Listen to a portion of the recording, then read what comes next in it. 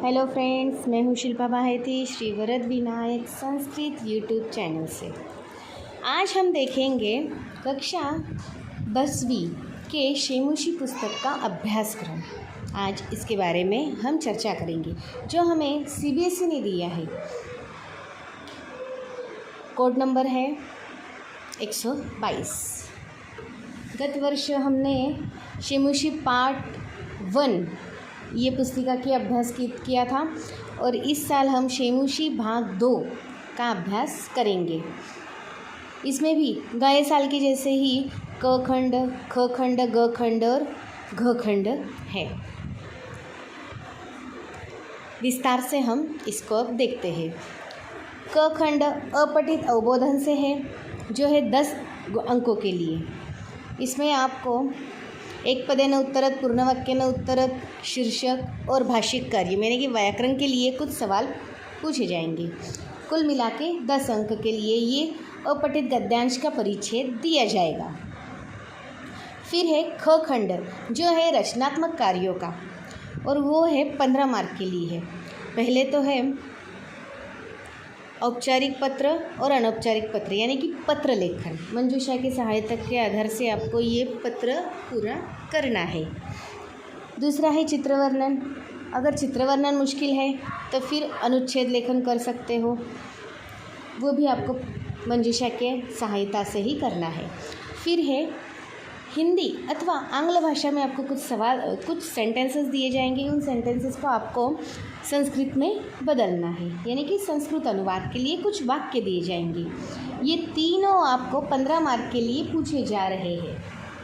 फिर तीसरा है ग खंड जो है अणप्रयुक्त व्याकरण। अब ये अणप्रयुक्त व्याकरण में क्या आ रहा है? संधि, समास, प्रत्यय, वाच्य प्रकरण, समय, अव्ययपद और संशोधन कार्य।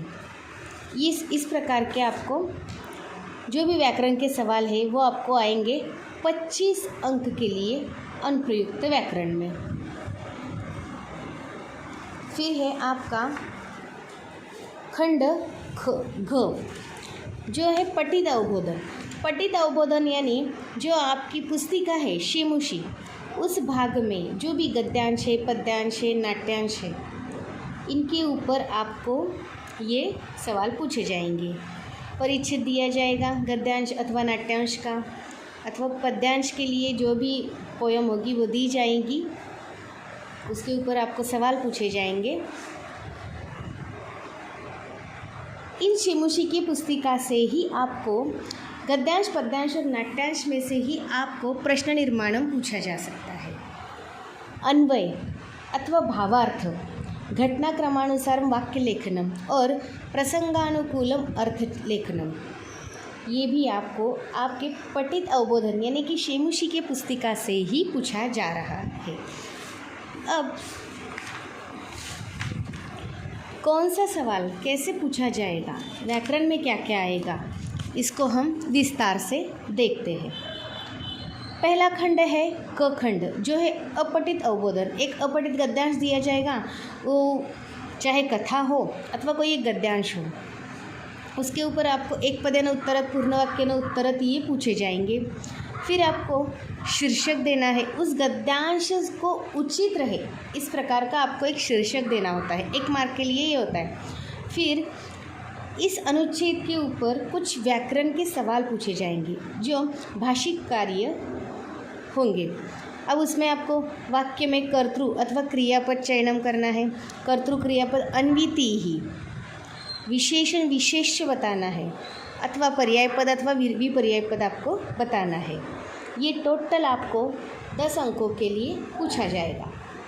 फिर है खंड ख, ये है रचनात्मक कार्य का, जो औपचारिक पत्र और अनौपचारिक पत्र आपको 5 मार्क के लिए पूछा जा रहा है। चित्र वर्णन अथवा अनुच्छेद लेखनम, ये आपको 5 मार्क के लिए है। हिंदी भाषा अथवा आंग्ल भाषा में जो भी आपको वाक्य दिए जाएंगे उनको आपको संस्कृत में बदलना है, वो आपको 5 मार्क के लिए है। तीसरा खंड है आपके लिए ग खंड, ये पूरा अनुप्रयुक्त व्याकरण है। अब अनुप्रयुक्त व्याकरण में आपको क्या क्या पढ़ना है इस साल? संधि कार्य, संधि कार्य में आपको व्यंजन संधि और विसर्ग संधि है। स्वर संधि के भी कुछ कुछ उदाहरण आएंगे जो पाठ में रहेंगे, उस हिसाब से वो भी उदाहरण आएंगे। लेकिन आपको इस साल पढ़ना क्या है, व्यंजन संधि और विसर्ग संधि।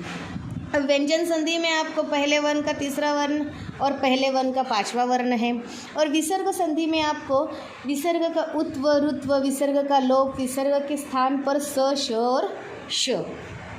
समास में आपको अब इस साल तो समास भी है भाई। समास में आपको क्या क्या पूछा जाएगा, देखो समास में आपको तत्पुरुष यानी कि जो भी विभक्तियाँ है, द्वितीय, तृतीय, चतुर्थी, पंचमी, षष्ठी और सप्तमी, इन विभक्तियों के ऊपर जो समास आधारित है, जो तत्पुरुष समास नाम से जाना जाता है, वो आपको है।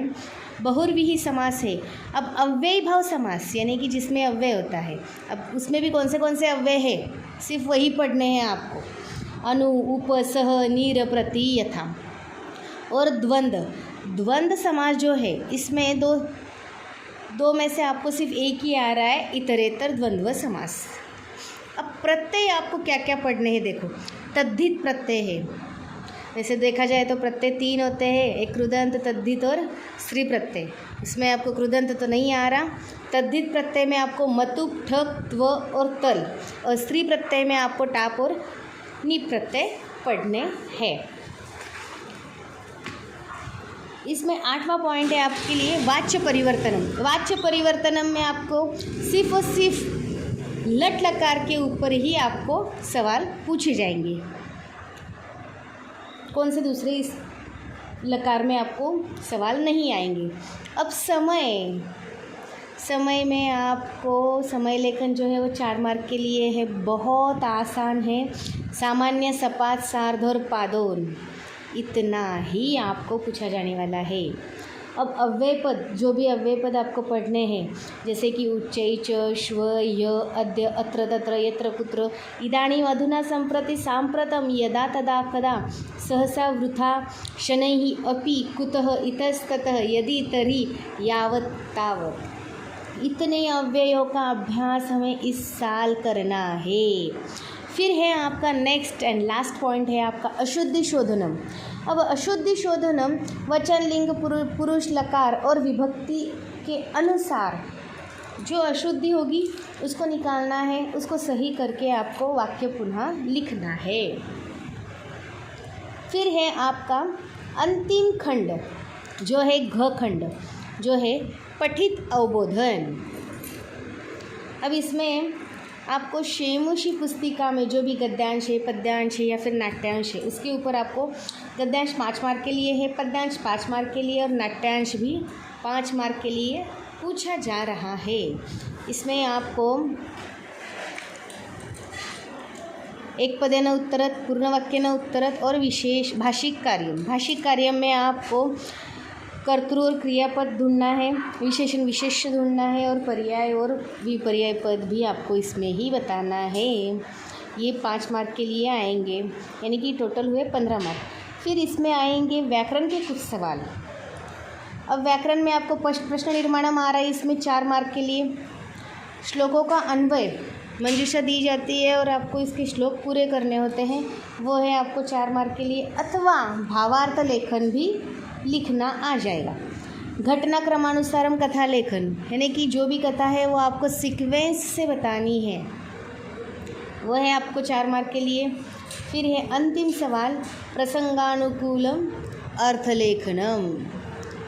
जो भी उस पाठ में जो भी शब्द पूछा गया है, अर्थ दिया गया है, उसके हिसाब से आपको उचित शब्द ढूंढकर लिखना है। अब इसमें कौन से पाठों को आपको पढ़ना है वो एक बार देखते हैं। शुचि पर्यावरणम, बुद्धिर्बलवती सदा, शिशुलालनम, जननी तुल्यवत्सला, सुभाषितानि, सौहार्दम प्रकृते शोभा, विचित्र साक्षी, सुक्तय और अन्योक्तय, इन पाठों को आपको पढ़ना है। चलो दोस्तों, हम इन पाठों का भी एक एक करके विश्लेषण देखेंगे अगले वीडियो में। अब आज के लिए पूर्ण विराम। आप लोग अगर नए हो मेरे चैनल पे तो मेरे चैनल को लाइक, सब्सक्राइब और शेयर करना ना भूलें। अपने दोस्तों को भी कहिए कि ये चैनल सब्सक्राइब करें। Thank you.